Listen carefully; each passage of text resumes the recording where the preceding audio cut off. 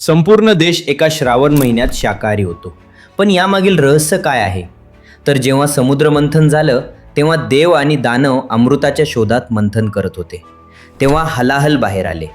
एक असे विष जे संपूर्ण विश्वाचा विनाश करू शकत होते. विश्वाचा विनाश निश्चित होता.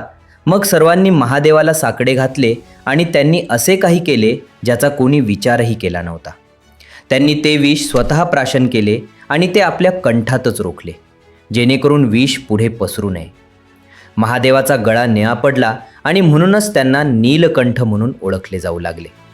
तेव्हापासून संपूर्ण भारत श्रावण महिना साजरा करतो. या काळात भक्त केवळ शाकाहारी भोजन करतात. प्रत्येक सोमवारी श्रावण सोमवारचा उपवास केला जातो. पण यामागे 3 वैज्ञानिक कारणेसुद्धा आहेत. पहिले कारण, श्रावण महिना. भारतात हा काळ मान्सूनचा ऐन मोसम असतो.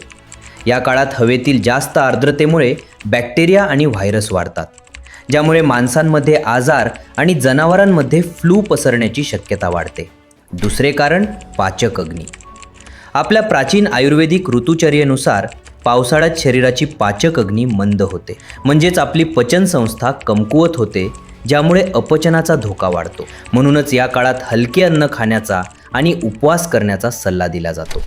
तिसरे कारण, पृथ्वीचा प्रजनन काळ. श्रावण महिना हा असा काळ असतो जेव्हा बहुतांश मासे, पक्षी आणि प्राणी प्रजनन करतात.